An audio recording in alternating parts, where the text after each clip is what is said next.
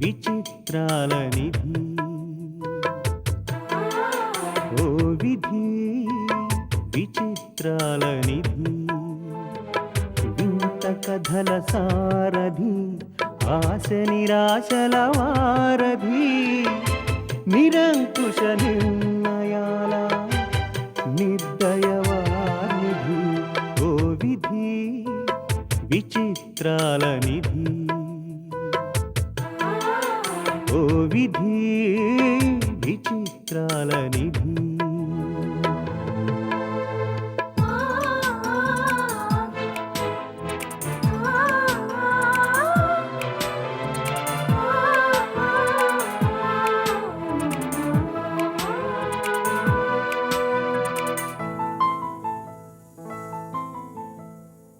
అన్నీ ఉన్నాయనిపిస్తూనే అందకుండా చూస్తావు సంపదలెన్నో ఇచ్చి సంతోషం మాత్రం దాచేస్తావు కోరికలని ఉరి తీయాలని నీకెంతో ఉబలాటం ప్రాణాలతో చెలగాటం నీకు చేతివాటం ఓ విధి విచిత్రాల నిధి ఓ విధి విచిత్రాల నిధి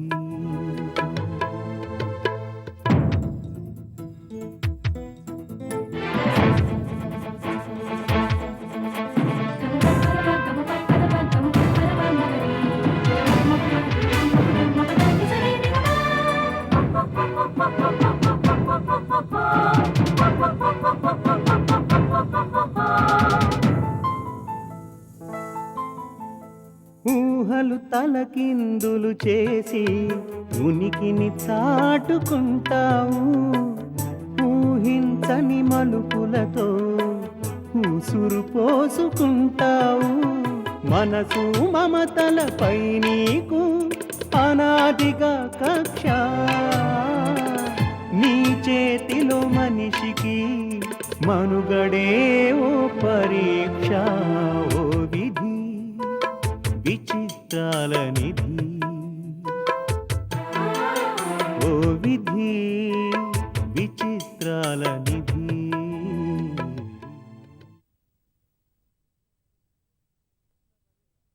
మిస్టర్ రవీంద్ర, ఆయన మన ఎండి అని గుర్తు చేస్తున్నాను. ఎం డి తిరిగేస్తే డి ఎం అంటే డమ్మి. ఏ సుబ్బయ్య, ఇది బాగుంది కదా. ఇక నుంచి ఆయన గారిని డిఎం అని పిలవమని చెప్పి అందరినీ. నేను క్యాంటీన్కి వెళ్ళొస్తాను. ఫోన్లు ఏమైనా వస్తే ఎటెండో మిస్టర్ చెంబు. ఇలాంటి వాడిని అసలు పోనివ్వండి సార్. అసలు వీడు మనిషినా? వీడికి అసలు బుద్ధి ఉందా? పేరుకి మాత్రం పెద్ద మేనేజర్. ఎండి గారు డమ్మీ అట, డమ్మీ. మర్చిపోండి సార్, ఏనుగు పోతుంటే వెనక 100 కుక్కలు మరుగుతుంటాయి, పట్టించుకుంటామా? మీరు మాత్రం ఈ విషయం పెద్దవాళ్ళతో చెప్పొద్దండి. చెప్పకుండానా? ఆ రవీంద్ర గారు తాట ఒలిపించకుండా నేనెందుకుంటాను? చూస్తా, వీడంతు చూడకపోతే.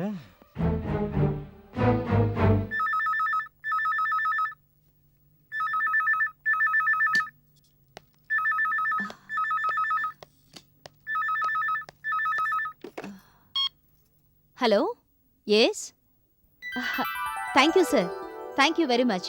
మీ సహకారం కంటిన్యూ చేస్తే ముందు ముందు మరిన్ని మిరకల్స్ చూస్తారు.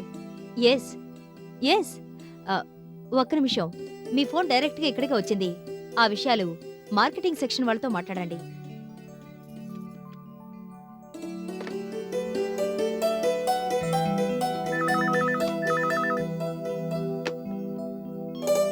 Hello, yes speaking. చెప్పండి సార్, మీ వాయిస్ చాలా లోగా ఉంది, కొంచెం పెద్దగా మాట్లాడండి.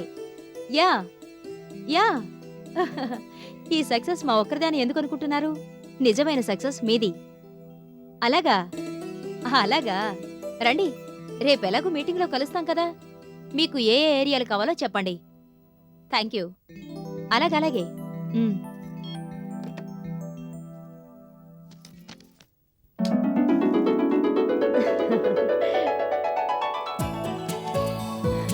ఏమిటి అందరూ ఒకేసారి ఇలా వచ్చారు? మార్కెట్లో మన ప్రోడక్ట్ సక్సెస్ అయిన సందర్భంగా. ఓ,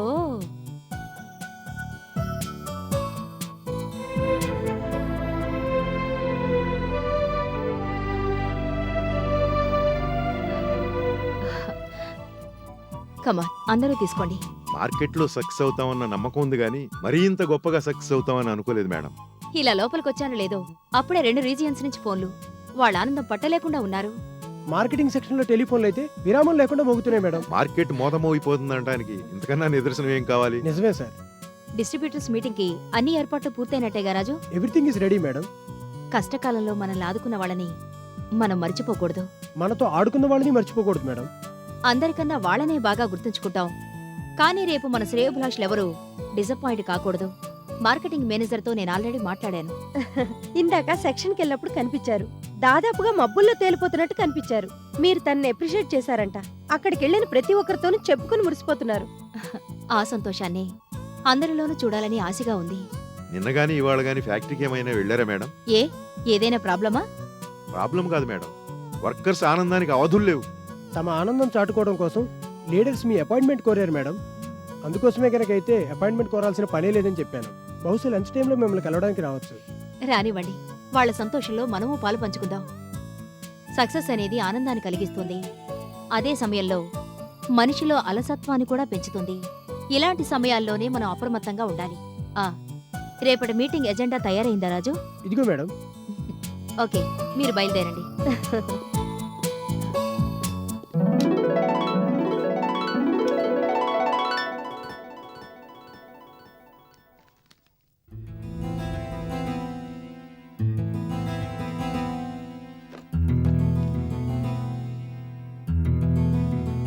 హలో, మిస్టర్ రవీంద్ర సీట్లో ఉన్నారా?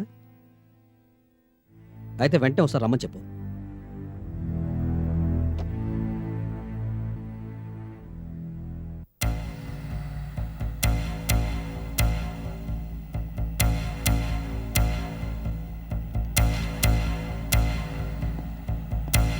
సార్ పిలిచారట? నా పేరేమిటి? నా పేరేమిటి అని అడుగుతున్నాను. వినిపిస్తుందా? మదన్. నేను ఇక్కడ ఏం చేస్తుంటాను?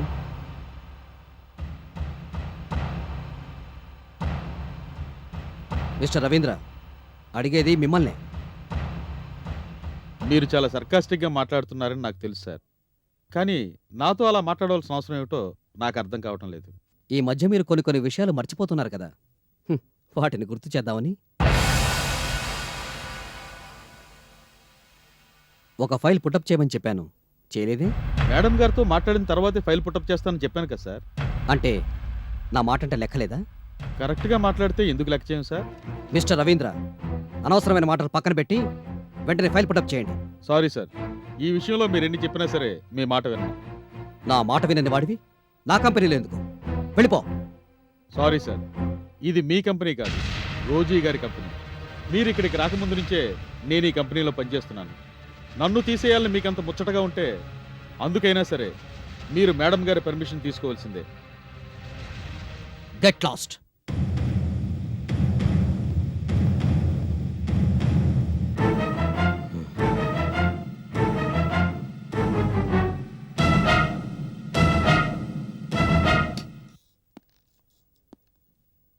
మే ఐ కమ్ ఇన్ మేడం? కమెన్.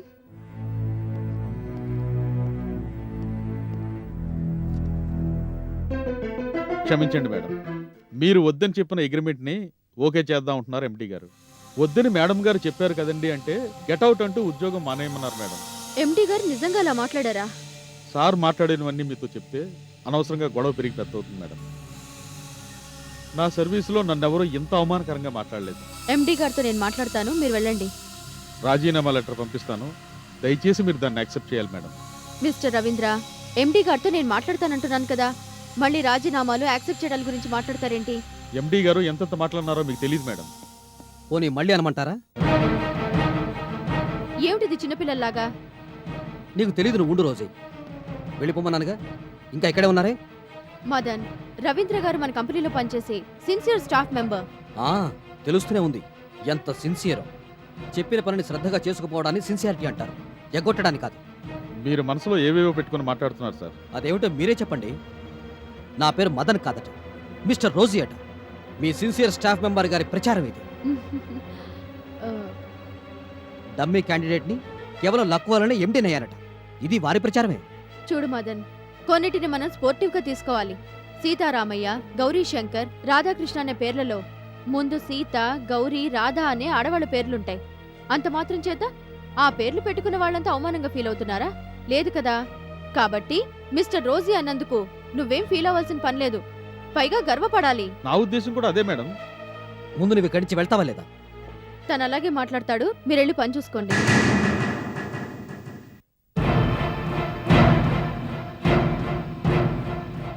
నువ్వేం మాట్లాడుతున్నావో, ఎలా బిహేవ్ చేస్తున్నావో నీకేమైనా అర్థమవుతుందా? నాకు బాగానే అర్థమవుతోంది మదన్. అర్థం చేసుకోవాల్సింది నువ్వే. మోనికా అసోసియేట్స్ వాళ్ళ ప్రపోజల్ రిజెక్ట్ చేస్తున్నట్టు లెటర్ తయారవుతోంది. దాని మీద సంతకం చేసి పంపించు.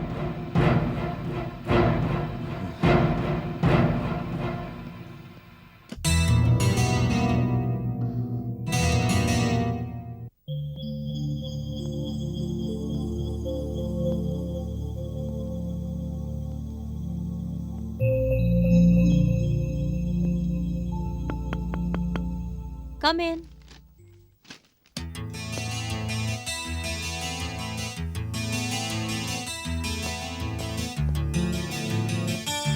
Sorry madam, 8 minutes late. Coffee గాని టీ గాని తీసుకుంటారా? వద్దు మేడం, ఇంటి దగ్గర తీసుకునే వస్తున్నాను.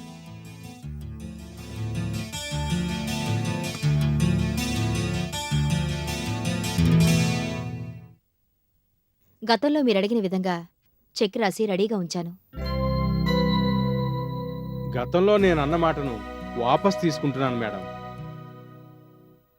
నా దగ్గర నుంచి అప్పు రూపేణా మీరు తీసుకున్న డబ్బు తిరిగి చెల్లించనక్కర్లేదు. మీ కంపెనీలో పార్ట్నర్షిప్ కోరుకుంటున్నాను. అందుకోసం నేను ఇంకా ఎంత పెట్టుబడి పెట్టాల్సి ఉంటుందో చెప్పండి. దేవి గ్రూప్ ఆఫ్ ఇండస్ట్రీస్ మీద మీకున్న అభిమానానికి కృతజ్ఞతలు. ఇది అభిమానం కొద్దీ చేస్తున్న ప్రపోజల్ కాదు మేడం, లాభాపేక్షతో చేస్తున్నదే. కొంతకాలం క్రితం మూత పడిపోతుంది అని అందరూ ఊహాగానాలు చేసిన కంపెనీ ఈవేళ చూస్తుంటే ఇదేనా అని ఆశ్చర్యంగా ఉంది మేడం. నేను 100% బిజినెస్ మనిషిని. ఎక్కడ లాభాలు వస్తాయంటే అక్కడికి పరుగు తీస్తాను.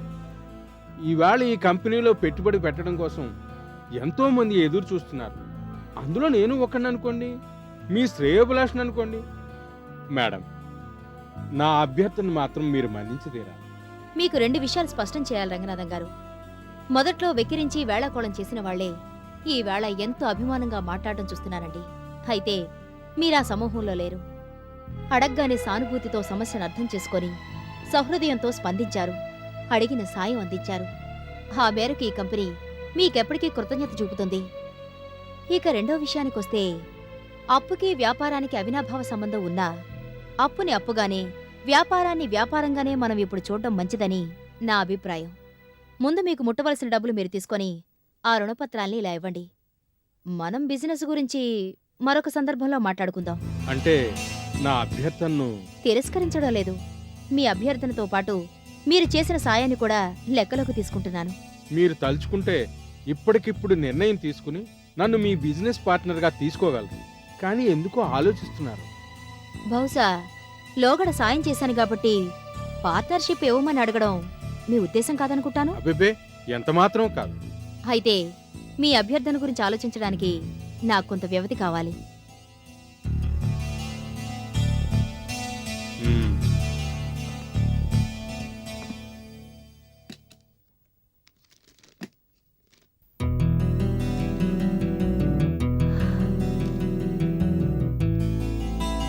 ఆపదలో ఆదుకున్నందుకు మరొకసారి కృతజ్ఞతలు. మీరు వద్దన్నా సరే మళ్ళీ ఇంకొకసారి వచ్చి మిమ్మల్ని ఇబ్బంది పెడతాను సుమా. మీరెప్పుడైనా రావచ్చు. వెళ్ళొస్తాను మేడం. ఉమ్.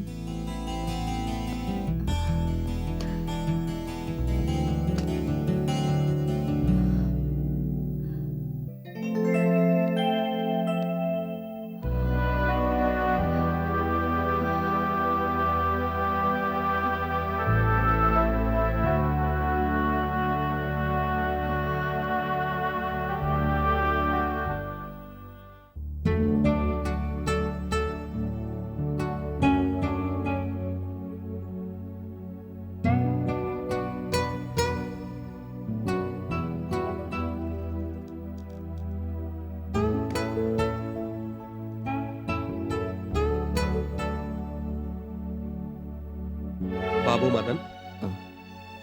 ఇంటికి వచ్చిన దగ్గర నుంచి అదోలా ఉన్నావు. ఒంట్లో బాలేదా? అలాంటిదేం లేదులే నాన్న.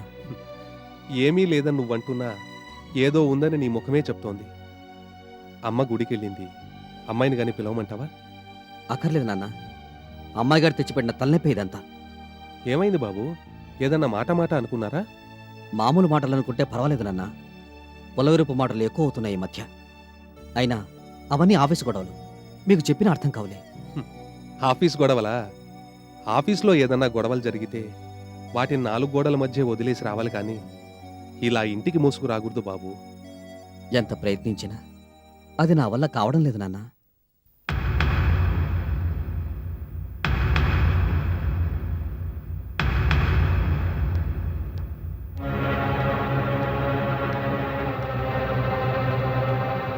ఏమిటి, నా మీద కంప్లైంట్ చేయడం అయిపోయిందా? నేనంతా విన్నానులే. ఏం లేదమ్మా రోజీ, ఇవాళ ఆఫీస్లో ఏదో జరిగిందట. అంకుల్, ఇది మీకు ఏమాత్రం సంబంధం లేని ఆఫీస్ విషయం. మేం మాట్లాడుకుంటాం. ఇప్పుడు చెప్పు మదన్, ఎందుకని నువ్వు ఈ మధ్య షార్ట్ టెంపర్డ్ గా బిహేవ్ చేస్తున్నావు? నేను ఆఫీస్కి రావాలా వద్దా? Rosy group of industries managing director గా ఇది నువ్వు అడగాల్సిన ప్రశ్న కాదు. నేను అడగవలసిన ప్రశ్న ఇది కాదు. కానీ రవీంద్ర అనేవాడు మాట్లాడవలసిన మాటలు మాత్రం అవే కదూ. ఎక్కడ సంగతులు అక్కడ, ఎప్పుడు విషయాలు అప్పుడు మర్చిపోవడం నువ్వు అలవాటు చేసుకోవాలి. నువ్వు నాకేం పాఠాలు నేర్పనక్కర్లేదు. సుపీరియర్స్తో ఎలా బిహేవ్ చేయాలో ఆ రవీంద్రకు చెప్పు. పరాయి వాళ్ళ ముందు భర్తను ఎలా గౌరవించాలో నువ్వు నేర్చుకో. రవీంద్ర మనకి నమ్మకస్తుడైన మనిషి. అలాంటి వాళ్లతో మనం స్నేహంగా మెలగాలి తప్ప చీటికి మాటికి గొడవ పడకూడదు. అదేమిటమ్మా రోజీ, ఎంత నమ్మకస్తుడైతే మాత్రం పరాయి వాళ్ల ముందు భర్తను అవమానిస్తారా ఎవరన్నా? అంకుల్, ఇది మా సొంత విషయం అని, మీకు సంబంధం లేని విషయం అని ఎన్నిసార్లు చెప్పాలి? క్షమించమ్మా రోజీ, మదన్ నా కన్న కొడుకు, నువ్వు నా సొంత కోడలివి. సొంత వాళ్ల మధ్య పరాయి వాళ్ళ ఉండటం నాకు చేత కాదు. చేత కాకపోతే అవతలకెళ్ళండి. ఇక్కడ ఎందుకంటే ఉండడం? రోజీ, మదన్, తనన్న దాంట్లో తప్పేమీ లేదు. పరాయి వాళ్ళు దూరంగా ఉండటమే మంచిది. నేను అన్నని మాటలు ఊహించుకుని బాధపడుతుంటే నేనేం చేయలేను. అయినా మేమిక్కడ ఇంపార్టెంట్ విషయాల గురించి మాట్లాడుకుంటుంటే కనీసం మర్యాద కోసమైనా మీరు కాసేపు పక్కకెళ్ళొచ్చు కదా.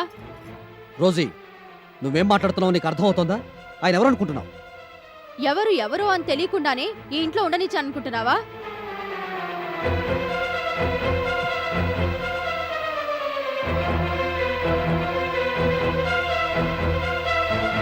హ్మ్.